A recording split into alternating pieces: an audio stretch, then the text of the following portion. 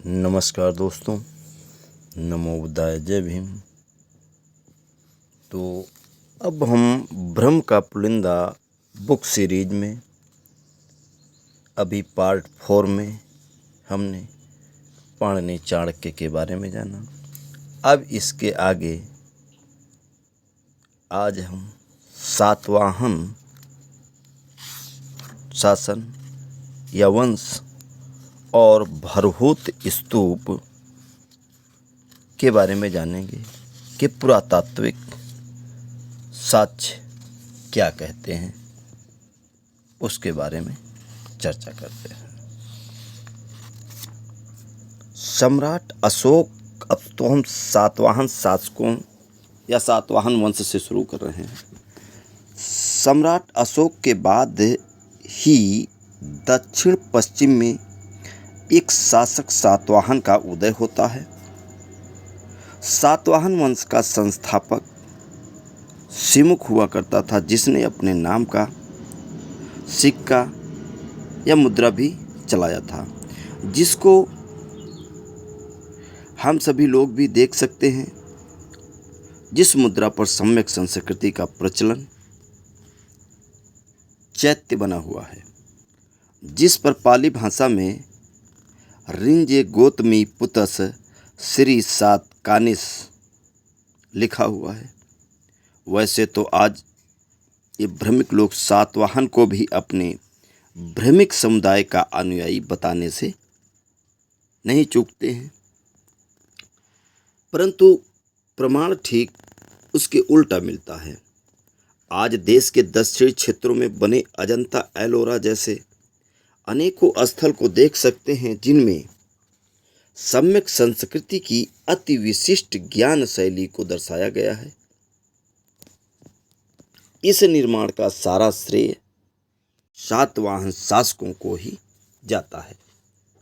सम्राट अशोक के जैसे सातवाहन के संस्थापक ने भी अपना नाम धम्मा लिपि और पाली भाषा में शिलालेखों पर उकेर दिया है, ताकि आगे उनके नाम में काम पर किसी को कोई गलतफहमी ना रहे।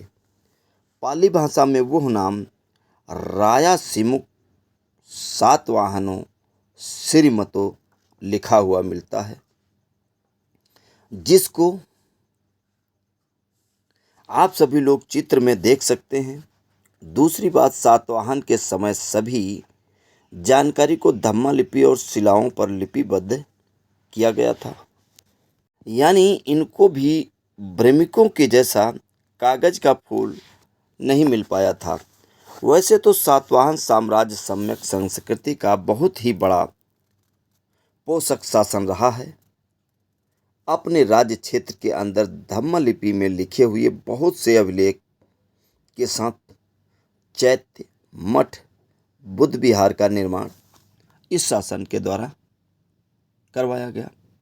सातवाहन वंश का उसी धम्म लिपि से लिखा हुआ एक अभिलेख मिलता है, जो नाड़े घाट महाराष्ट्र में मिला है।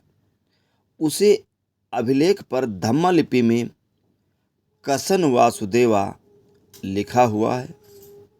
अब इस नाम को देखकर ये ब्रह्मवंशी लेखकों के मुंह में पानी आने लगता।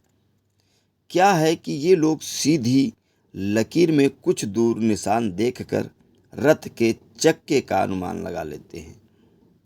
राजगीर में जरासंध के रथ के एक चक्के के निशान, तो कभी चक्का मिल जाने पर उस चक्के को किसी द्वापर युग के पात्र का रथ बताने लगते हैं। किसी की मुद्रा पर घोड़े का निशान देख करके अश्वमेघ यज्ञ कराने लगते हैं। अब भला इन ब्रह्मवंशियों की कथा कहानियों के पात्रों के नाम के जैसा यदि कोई नाम मिल जाए, तो भला ब्रह्मवंशी लेखक चुप कैसे रह सकते हैं। इस नाम को देखकर ब्रह्मवंशी लेखक लगे सुरताल मिलाने, लेकिन ब्रह्मवंशी लेखकों को सुरताल मिलाने से पहले ये तो बताना चाहिए कि ये सातवाहन शासक के अंदर कसन वासुदेवा नाम का पात्र आज से कितने वर्ष पूर्व का है, और वहीं आप लोगों के द्वारा स्थापित महाभारत का पात्र द्वापर युग का है।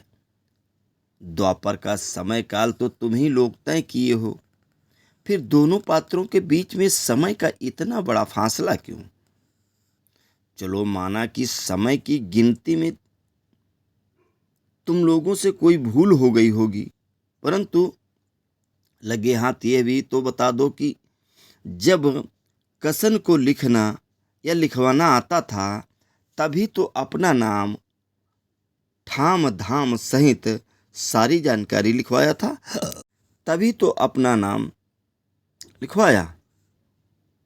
अब अगर यह किसन तुम लोगों द्वारा प्रचारित महाभारत की कथा वाला पात्र किसन है, तो उसने अपनी बेश कीमती गीता ज्ञान धरोहर को अपने द्वारा लिखित इस अभिलेख की धम्म लिपि में क्यों नहीं लिपिबद्ध करवाया? सच तो यही है कि आज तथाकथित भ्रमणशील लेखक अपने स्वार्थ में अंधे होकर के भ्रम का पुलिंदा तैयार कर रहे हैं। अरे लिखने से पहले कुछ तो सोचा करो, क्योंकि अब राजपूत और मुगल के दरबार में रहने वाले ब्रह्म भाटों की अंधेर नगरी चौपट राजा, मूर्ख दरबारी, अज्ञानी प्रजा वाली जानकारी नहीं है। अब यूरोपियन विद्वानों ने भारतीय सम्यक संस्कृति के साक्ष्यों का जखीरा खड़ा कर दिया है।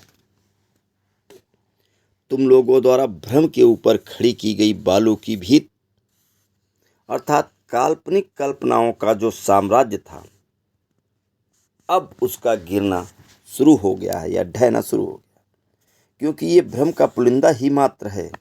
सातवाहन साम्राज्य में ही एक शासक हुए थे जिनका नाम गौतमी पुत्र सतकर्णी था, जिन्होंने अपने नाम को धम्म लिपि द्वारा स्तूप पर लिखवाया था। नीचे स्तूप का चित्र दिया जा रहा है। इस स्तूप पर ऊपर वाली लाइन में श्री सातकड़ी सा लिखा हुआ आप सभी लोग देख सकते हैं। आज का श्री शब्द आज की संस्कारित भाषा लिपि का है, जबकि इसका प्रथम उपयोग सम्यक संस्कृति में मिलता है, जिसको धम्म लिपि में और नागरी लिपि में श्री लिखते हुए श्री से संबोधन होता था, जिसको आप लोग सातवाहन से प्राप्त अभिलेख सिक्के व स्तूप पर लिखा हुआ देख सकते हैं। इस श्री का अर्थ सम्माननीय हुआ करता था। तीसरा नाम है पुष्यमित्र शुंग का, जिसका भरहूत की खुदाई से काफ़ी साक्ष्य मिलता है, जिसमें कोई भी साक्ष्य वैदिक समर्थक होने का नहीं मिलता है। फिर भी आज के लोग पुष्यमित्र शुंग को भ्रमिकों का समर्थक बताने पर उतावले होते रहते। वैसे भरहूत से मिले साक्ष्यों का काफ़ी वर्णन मैं वैदिक युग के घालमेल पुस्तक में कर चुका हूँ, जो आप लोग भी देख सकते हैं। ऐसा इस पुस्तक के लेखक राजीव पटेल जी कह रहे हैं। पुष्यमित्र शुंग के द्वारा लिखित शुंग वंश के कार्यकाल में किसी के द्वारा लिखवाई गई किसी भी वैदिक लिपि में संस्कृत का साक्ष्य नहीं मिला, बल्कि उसके उलट शुंग के नाम का धम्म लिपि में लिखा हुआ एक अभिलेख मिला है, जिसे आप लोग भरहूत के अध्याय में देख सकते हैं। वैसे आज के समय में बहुत से लोग पुष्यमित्र शुंग की राजधानी को साकेत अयोध्या में होना निश्चित करते हैं, जबकि अयोध्या की पहली खुदाई अलेक्जेंडर कर्निघन के नेतृत्व में 1862-63 में हुई थी। इसके बाद सर अलोइस फ्यूरर ने 1889 से 91 में खुदाई की, जिसमें बुद्ध विहार के अलावा कुछ भी नहीं मिला था। पुनः प्रोफेसर A.K. नारायण ने सन 1969 से 70 में तीसरी बार जब अयोध्या की खुदाई की, फिर भी बुद्ध विहार को छोड़ करके कुछ नहीं मिला। चौथी बार न्यायालय के आदेशानुसार सन 2003 में खुदाई होती है, परंतु पुष्यमित्र शुंग द्वारा निर्मित कोई किला या अन्य कोई प्रमाण आज तक वहां प्राप्त नहीं हुआ है। अब हम बात करते हैं भरहूत स्तूप, जो पुष्यमित्र शुंग के जहां प्रमाण मिले हैं। भरहूत स्तूप मध्य प्रदेश के सतना जिले में सतना रेलवे स्टेशन से तकरीबन 11 किलोमीटर दूर स्थित है। यह स्थान बौद्ध स्तूप के साथ साथ सम्यक संस्कृति की कलाकृतियों के लिए काफ़ी प्रसिद्ध रहा है। सर कनिंघम ने सर्वप्रथम 1873 ईस्वी में इस स्थान की खोज की थी और सर कनिंघम के अनुसार भरहूत स्तूप के पास शुंग का राज किला बना हुआ था, जिसकी बनावट ईसा पूर्व 2वीं शताब्दी के आसपास होना माना जाता है। बौद्ध स्तूप के चारों ओर वेदिका एवं तोरण द्वार बने हुए थे। बौद्ध स्तूप के टूटे हुए हिस्से भरहूत में जगह जगह खुदाई में प्राप्त होते हैं। भरहूत स्तूप के उत्खनन में प्राप्त अवशेष का सर्वाधिक संग्रह कलकत्ता के इंडियन म्यूजियम में किया गया है। इसके अलावा इलाहाबाद के नगर निगम संग्रहालय के साथ सतना स्थित रामवन संग्रहालय और राष्ट्रीय संग्रहालय दिल्ली में भरहूत में निर्मित स्तूप के खंडहर और अवशेष उपलब्ध हैं। प्रारंभिक अवस्था में इस स्तूप में ईंट से बने गोलाकार भाग, जिसके चारों ओर वेदिका की बनावट है। वेदिका में 4 तोरण द्वार हैं। इसकी मुख्य विशेषता यह है कि यहाँ के तोरण द्वार एवं वेदिका अन्य स्तूपों की तुलना में अत्यधिक अलंकृत है। वेदिका स्तंभों के मध्य में बुद्ध के जीवन से संबंधित कथाओं का अंकन मिलता है। चारों दिशाओं में बने तोरण द्वारों में वर्गाकार आधार के साथ 2 ऊंचे स्तंभ, अष्टकोणीय स्तंभ, दंड, घंटा अथवा कलश आकार के स्तंभ शीर्ष बने हुए हैं, जिनके ऊपर पीठ से पीठ सटाए हुए बैठी हुई सिंहाकृतियां हैं। स्तंभों के ऊपर 3 समानांतर प्रस्तर शिलाएं हैं, जिनके दोनों छोर बाहर की ओर निकलते हुए गोलाकार आकृति में हैं। सबसे ऊपरी शिले पर बेल बूटों के ऊपर धम्म चक्र अंकित है। इसके दोनों ओर त्रिरत्न है। भरहूत से प्राप्त अवशेषों में कारुणिक महामानव तथागत बुद्ध के जन्म की कथाओं के दृश्य और वृक्ष, वेदिकाएं, पुष्प, जानवरों की आकृतियां आदि सभी रेखांकित। महामानव बुद्ध के जीवन से संबंधित दृश्यांकन यथा महादेवी का स्वप्न, श्रावस्ती जेतवन का उपहार, कारुणिक तथागत बुद्ध की पूजा करते हुए एरावत के अतिरिक्त बुद्ध के जीवन पर आधारित कथाएं उल्लेखनीय हैं, जिसमें महामानव तथागत गौतम बुद्ध की माताजी की कलाकृति है, जिसे आज के ब्रह्मवंशी लोग लक्ष्मी माता बता रहे हैं, जिसको आप लोग नीचे वेदिका में बनी आकृति को देखकर साथ में उस आकृति के ऊपर में धम्म लिपि द्वारा भगवतो उंकति लिखा है। साथ में वेदिसा तो चेत रखा तसदानंग लिखा हुआ है। भरहूत स्तूप के उत्खनन से इन कलाकृतियों के बीच में कुछ बहुत ही महत्वपूर्ण साक्ष्य प्राप्त हुए हैं, जिनकी जानकारी आज सभी को होना बहुत ही आवश्यक है, क्योंकि जानकारी के अभाव में बहुत से मिथ्यक लोगों में भ्रम पैदा कर देते हैं, जो इन भ्रमवंशियों के द्वारा भ्रम फैलाने का काम किया जाता है। इन महत्वपूर्ण साक्ष्यों में पहला साक्ष्य सप्त बुद्ध की आकृति का है। अभी तक भ्रमिक वैदिक मत के अनुयायियों को इतना ही मालूम है कि मार्गदाता तथागत बुद्ध के रूप में सिर्फ मार्गदाता गौतम बुद्ध ही हुए हैं, परंतु भरहूत के पुरातात्विक उत्खनन में सप्त बुद्ध की आकृति के साथ साथ उन सप्त बुद्धों के नाम वेदिका के ऊपर शिलापट पर धम्मा लिपि में अंकित हैं, जिसको कोई भी देख और पढ़ सकता है। प्राप्त साक्ष्य नीचे दे रहा हूँ। भरहुत स्तूप की वेदिका में लिखा हुआ है जो नाम हैं उनमें 5 बुद्धों का नाम स्पष्ट रूप से पढ़ा जा सकता है, जिनमें क्रमशः पहला शिलापट का नाम भगवतो ककुसंधस्य बुद्धे और दूसरा नाम भगवतो कोना गमनस्य बुद्धे और तीसरा नाम मिलता है भगवतो विपस्सिनो बोध और चौथा नाम भगवतो कस्पस बुद्धे।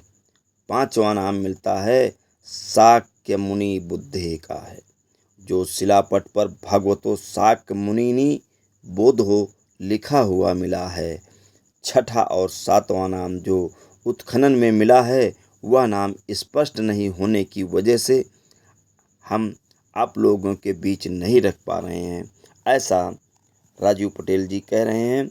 ऐसे वो नाम लिखी बुद्ध और वेशभू बुद्ध का ऐसे नाम सिक्खी बुद्ध और वेशभू बुद्ध का है। भरहुत स्तूप से एक स्तंभ लेख भी प्राप्त हुआ है, जिस स्तंभ पर धम्म लिपि में तोरण द्वार के मरम्मती के बारे में लिखा हुआ है, या वो जो तोरण द्वार है उसका रिपेयर का काम किया गया उसके बारे में लिखा हुआ है, जिस शिलालेख पर धम्म लिपि और पाली भाषा में लिखा हुआ मिलता है। सुगणंग राजे रंजे गागी पुतस विषदेवस पोतेण गोतिपुतस आगर्जुस पुतेण वाछी पुतेन धनभूतिन कारितंग तोरनांग शिला कम्मता चा उपनड़। हिंदी भाषा में अनुवाद इसका ये होगा, सुगणंग राजे शुंग के राज्य में गार्गी पुत्र और राजा विश्वदेव के पौत्र गोती पुत्र और अंगारधुत का पुत्र वात्स्य वंश का पुत्र धनभूति के द्वारा यह तोरण द्वार निर्मित किया गया है। उससे अत्यधिक पुण्य की उपलब्धि हुई। इसके साथ ही भरहुत स्तूप की खुदाई में वेदिका में बने सुंदर कलाकारी के साथ जेतवन अनाथ पिंडक मनमोहक दृश्य बना है। साथ ही इसी स्तूप की खुदाई से एक स्तंभ पर बहुत ही मनमोहक चित्रकारी मिली है, जिस पर ऊपर में धम्म चक्र बना हुआ है और साथ में नीचे 4 घोड़ों के साथ एक रथ का चित्रकारी है, जिस पर राजा और उनका अमात्य बैठा हुआ है। उसके बगल में धम्म लिपि में राजा पसेन जी कोसलो लिखा हुआ है। यानी इससे प्रतीत होता है कि इस स्तूप का निर्माण राजा प्रसेनजीत के समय में हुआ होगा, जिसको शुंग के समय में भी रखरखाव के साथ साथ समय समय पर सौंदर्यीकरण होता रहा है। इस उत्खनन से पत्थर पर हाथी बना हुआ मिला, जिस पर धम्मा लिपि में नाग जातक लिखा हुआ अभिलेख मिला है। वहीं दूसरी ओर हाथी पर बैठा हुआ शुंग शासक व उसके दाएं और बाएं में 2 अमात्य का फोटो मिला हुआ है, जिस पर धम्मा लिपि में कुछ अस्पष्ट लिखा हुआ है। भरहुत की खुदाई से शुंगकालीन मुद्रा भी मिली है, जिसमें एक मुद्रा पर माँ लिखा हुआ है और साथ में उस पर त्रिरत्न चैत्र और स्वास्तिक का निशान बना है। उसी के साथ ही एक दूसरी मुद्रा है जिस पर बोधि वृक्ष बना हुआ है और उसके नीचे इद मितस लिखा है, जिसको आप लोग नीचे देख सकते हैं। उत्खनन द्वारा पुष्यमित्र शुंग के पक्ष में सम्यक संस्कृति को मजबूत करने वाला इतना बड़े पैमाने पर साक्ष्य मिलने के बाद भी पक्ष और विपक्ष के लोग किसी अन्य कहानी में उलझे हुए हैं। फिर तो यह जरूर आज भ्रमिकों द्वारा फैलाई गई भ्रम के पुलिंदे का बड़ा परिणाम है। लोग तो यहाँ तक भ्रमित हैं कि पुष्यमित्र शुंग के दरबार में किसी लेखक द्वारा वैदिक ग्रंथ रामायण और किसी वैदिक ज्ञानी द्वारा वैदिक दर्शन का निर्माण तक किया गया था, परंतु आज तक इसका कोई साक्ष्य पुरातात्विक नहीं मिला है। आप लोग तो जानते हैं और मैं प्रमाण भी दे रहा हूँ या दे चुका हूँ कि ईसा पूर्व में सभी के लिए लेखन हेतु शिला पत्थर का प्रयोग होता था। फिर तो निश्चित ही पुष्यमित्र शुंग के दरबार में अगर किसी ने कुछ भी लिखा होगा तो वह अपना लेखन कार्य शिलाओं पर ही किया होगा। तब तो पुष्यमित्र शुंग के दरबार में किसी ने भी कुछ लिखा होगा और उस लिखावट की जानकारी आज लोगों को है, तो निश्चित ही उस लिखावट वाला शिलालेख मिलना चाहिए। कहाँ है पुष्यमित्र शुंग के दरबार में लिखा हुआ शिलालेख? बिना शिलालेख मिले उसकी जानकारी आज लोगों को किस तरह से प्राप्त हुई? यह सब भ्रमशीलों के द्वारा फैलाया हुआ भ्रम का पुलिंदा मात्र ही है, जिसे आज लोगों को समझना होगा। ऐसे भ्रमिक समुदाय द्वारा प्रसारित धूर्त साजिश का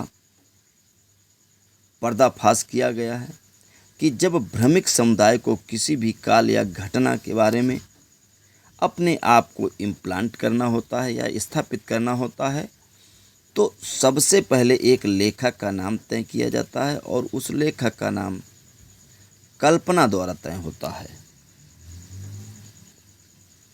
उस लेखक का वास्तविक जीवन से कोई दूर दूर तक संबंध नहीं होता है। अब आप लोग भी इस कहानी को समझें।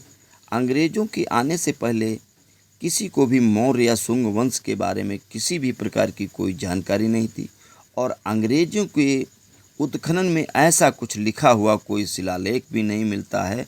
फिर आज एक नई कहानी का जन्म कैसे हो जाता है?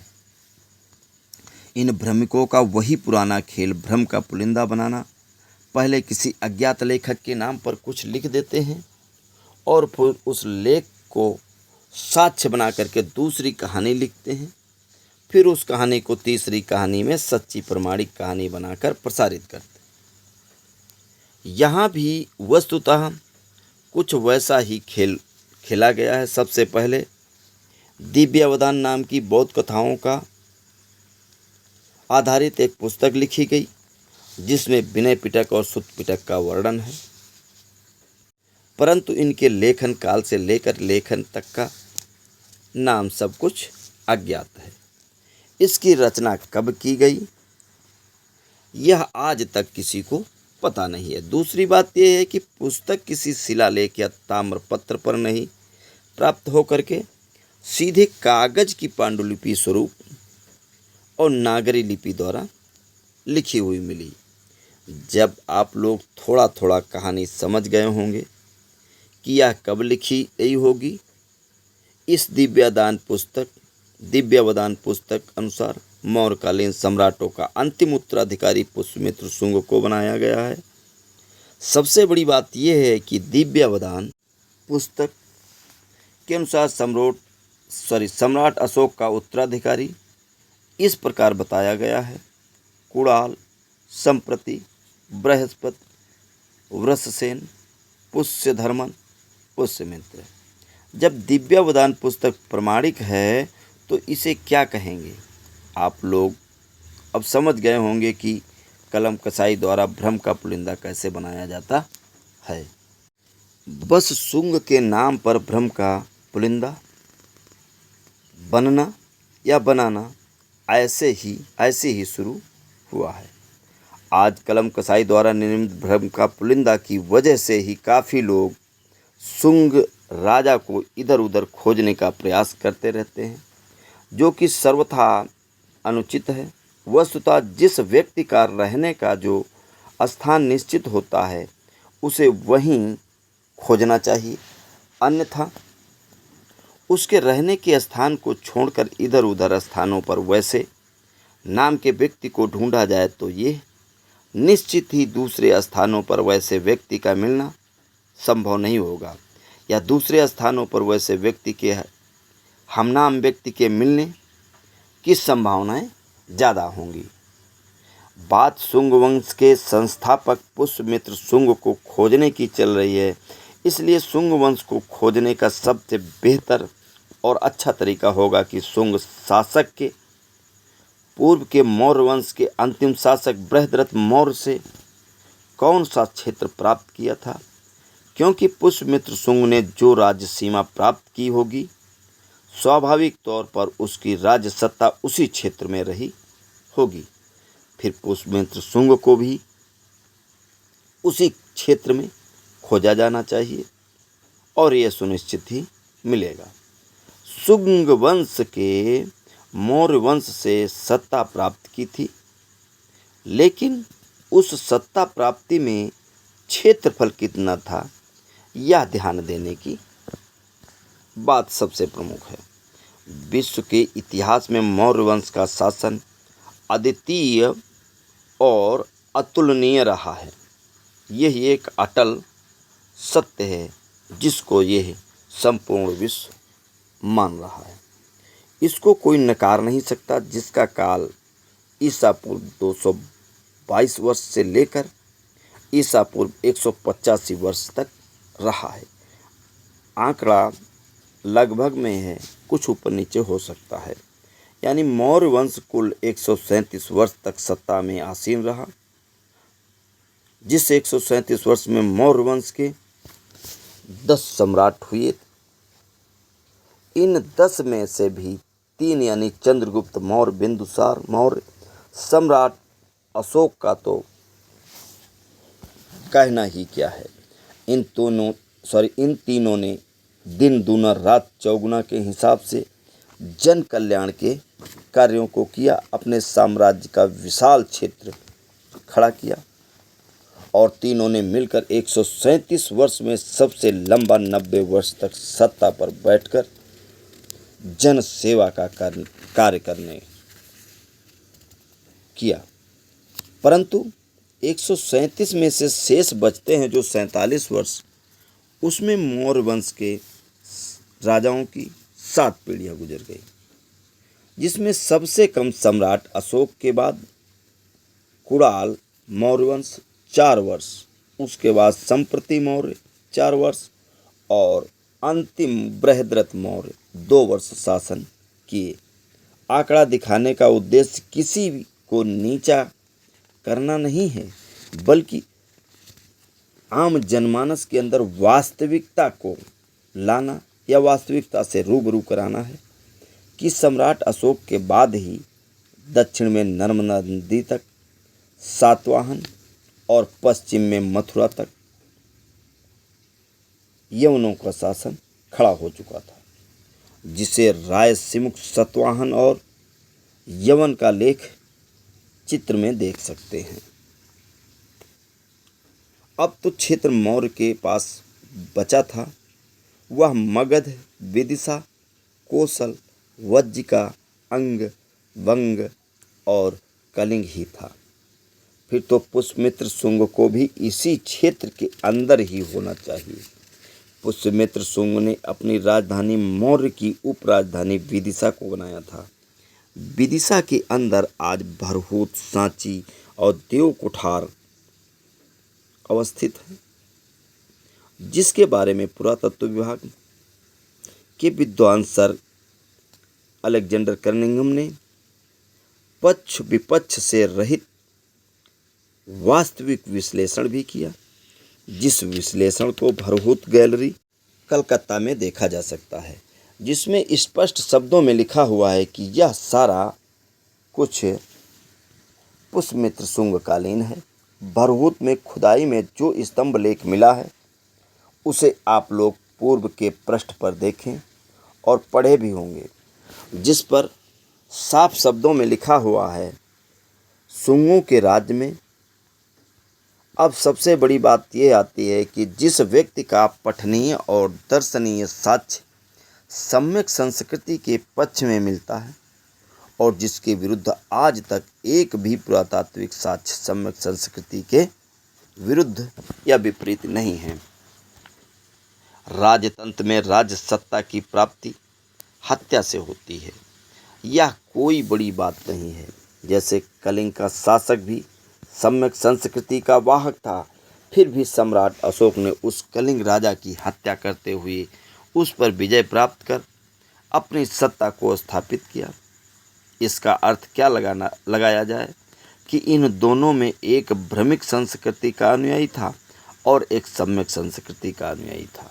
मित्रों, राजतंत्र में सत्ता प्राप्ति के लिए पिता पुत्र के साथ भी युद्ध की घटनाएं प्रसिद्ध हैं। इसलिए राजतंत्र में सत्ता प्राप्ति के लिए हत्या प्रतिहत्या को एक स्वाभाविक क्रिया प्रतिक्रिया माना जाता है। इसमें व्याकुल होने या दिग्भ्रमित होने जैसी कोई बात नहीं है। यहाँ पे लेखक लिखता है कि भ्रम का पुलिंदा में वर्णित तथ्यों को पढ़ें और उसके बाद उन साक्ष्यों का अवलोकन करें। ऐसे ही किसी पूर्वाग्रह की धारणा व अहम की वजह से कुछ कहना उचित नहीं होगा। भ्रम का पुलिंदा बुक सीरीज में आज बस यहीं तक, 56 पेज तक, और इसके आगे अगली सीरीज में करेंगे। तब तक आप लोग ये देख व पढ़ कर सुन करके इन साक्ष्यों पे गौर करें और वास्तविकता क्या है इसको समझने का प्रयास करें। धन्यवाद।